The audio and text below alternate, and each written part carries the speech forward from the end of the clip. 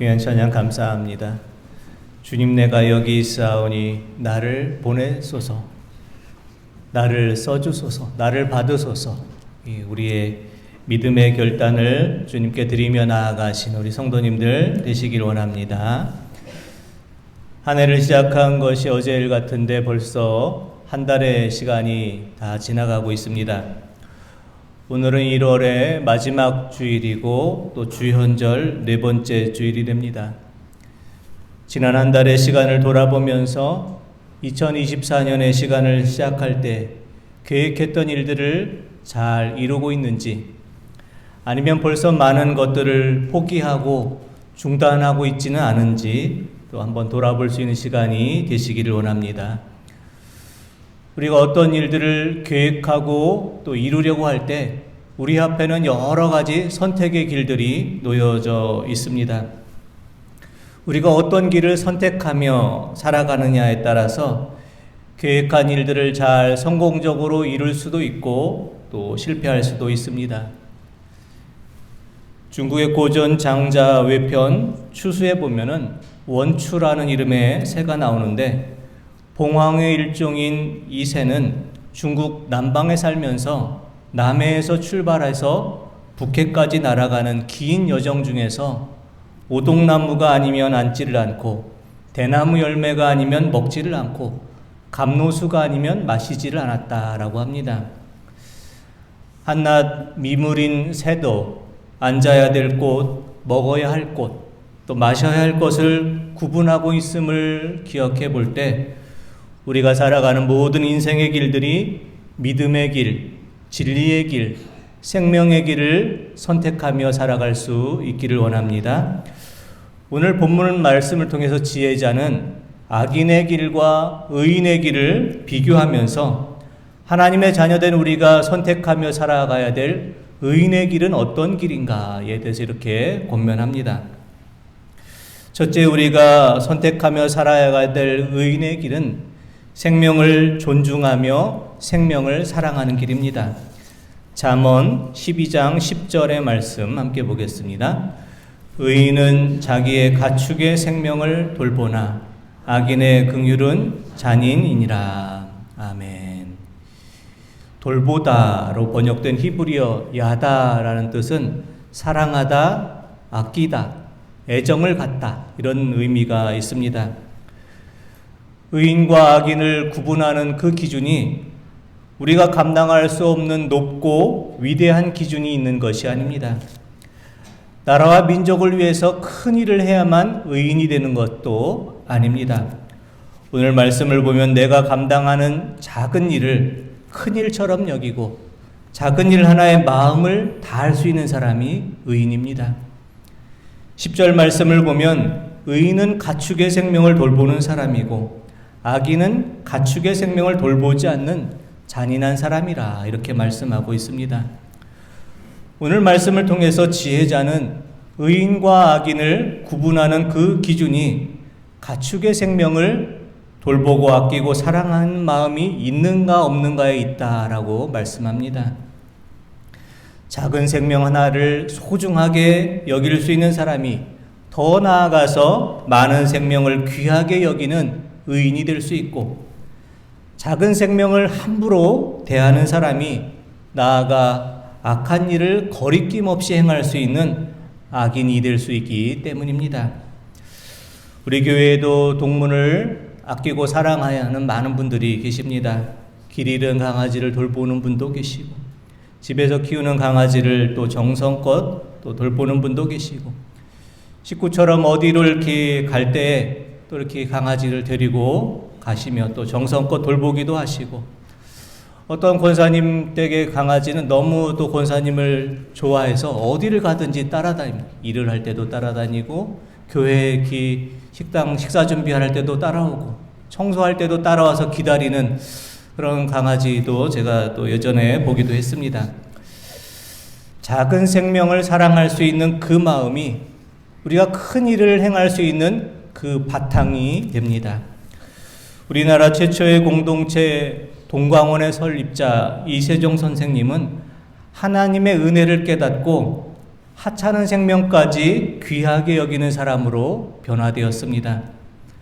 혹시라도 걸어다니면서 개미라도 밟지 않을까 해서 맨발로 다녔고, 길을 지나가다 이렇게 칡넝쿨이 길가에 나와 있으면 사람들이 밟을까 안으로 들여놔 주었고, 길가 웅덩이에서 물이 말라 죽어가는 올챙이도 불쌍히 여겨 시냇물로 이렇게 옮겨주고, 작은 또 심지어 잡초 하나도 함부로 뽑지 않았다라고 합니다.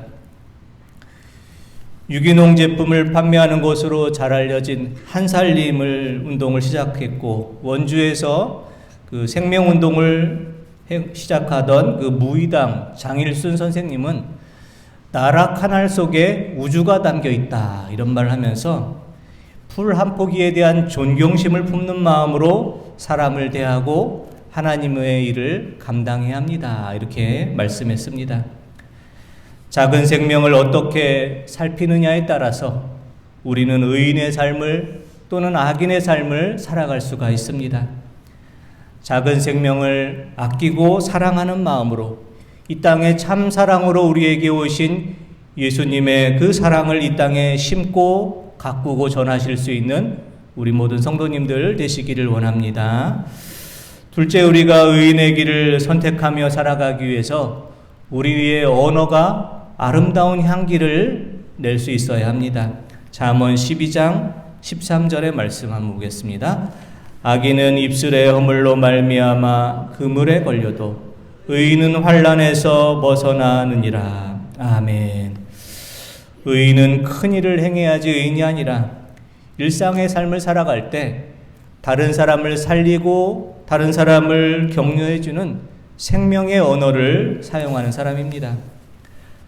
악인은 잘못한 말을 통해서, 잘못 사용하는 말을 통해서 스스로 그물에 걸리지만, 의인은 아름다운 말을 통해서 어려움에서 벗어나게 됩니다. 태초에 하나님께서 천지를 창조하시고 에덴 동산에서 사람을 창조하실 때 아담은 자기 옆에 있는 하와를 보고서 이와 같이 사랑의 노래를 불렀습니다. 창세기 2장 23절 말씀입니다. 아담이 이르되 이는 내 뼈 중에 뼈요 살 중에 살이라. 이것을 남자에게서 취하였은즉 여자라 부르리라 하니라. 아멘. 아담은 곁에 있는 하와를 바라보면서 이는 내 뼈 중에 뼈, 살 중에 살이라. 이렇게 사랑의 노래를 부릅니다. 그런데 얼마 후에 아담과 하와가 선악과를 먹은 후에, 범죄한 후에 아담은 하와를 이와 같이 부르고 있습니다. 창세기 3장 12절의 말씀입니다. 아담이 이르되 하나님이 주셔서 나와 함께 있게 하신 여자 그가 나무 열매를 내게 주므로 내가 먹었나이다. 아멘. 선악과를 먹고 범죄한 이후에 아담의 언어가 바뀌었습니다. 하와를 바라보면서 내 뼈 중에 뼈, 살 중에 살이라 이렇게 사랑의 노래를 불렀었는데, 하나님 앞에 자신의 죄에 대해서 핑계를 대면서 하나님께서 내게 살게 하신, 함께 하신 이 여자가 나를 이렇게 힘들게 하고 죄를 짓게 했습니다. 하와의 이름도 부르지 않고 하나님이 주셔서 나와 함께 하신 그 여자 이렇게 부르고 있습니다. 아담이 범죄하고 하와를 부르는 그 언어가 바뀌고, 아담은 더 큰 죄에 빠지고 하나님의 말씀까지 거역하는 사람이 되어버렸습니다. 우리가 사용하는 말 한마디가 다른 사람에게 큰 격려가 되기도 하고 그 사람을 낙심하게 만들기도 합니다. 언어의 온도의 작가 이기주 작가는 말의 품격이라는 에세이를 통해서 말이 곧 그 사람의 인격을 드러냅니다. 이렇게 말합니다. 이기주 작가는 말을 잘하는 그 웅변은 은이라고 한다면 침묵을 지키는 것이 오히려 금이다. 이런 말을 합니다.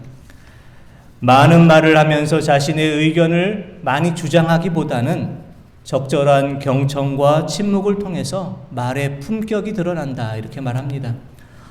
언어의 온도에서 이기주 작가는 이와 같이 말하고 있습니다. 제가 한번 그 글을 조금 읽어보겠습니다. 말과 글은 머리에만 남겨지는 게 아닙니다. 가슴에도 새겨집니다. 마음 깊숙이 꽂힌 언어는 지지 않는 꽃입니다. 우린 그곳을 바라보며 위안을 얻기도 합니다. 사랑하는 성도 여러분, 우리의 언어의 온도는 어떻습니까?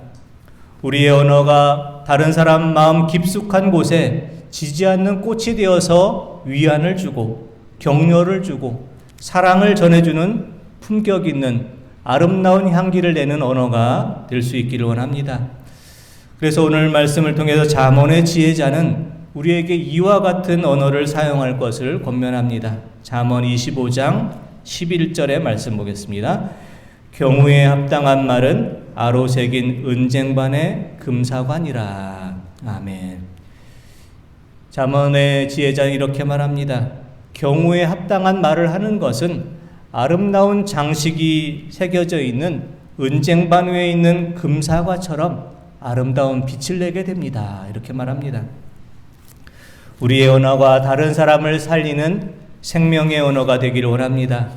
은혜의 말, 축복의 말, 격려의 말, 경우에 합당한 말을 통해서 서로의 마음을 위로해주고 품어주고 사랑으로 격려해주는 우리 모든 성도님들 되시기를 원합니다. 셋째, 우리가 의인의 길을 선택하며 살아가기 위해서 우리는 하나님의 음성을 잘 듣는 자가 되어야 합니다. 잠언 12장 15절의 말씀 함께 보겠습니다. 미련한 자는 자기 행위를 바른 줄로 여기나 지혜로운 자는 권고를 듣느니라. 아멘.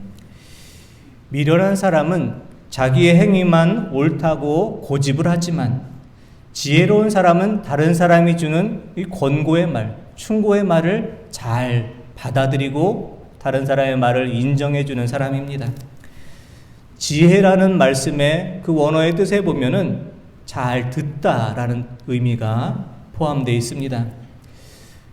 지혜로운 사람은, 성경에서 말씀하는 지혜로운 사람은 하나님의 음성을 잘 들을 수 있는 사람이 지혜로운 사람입니다.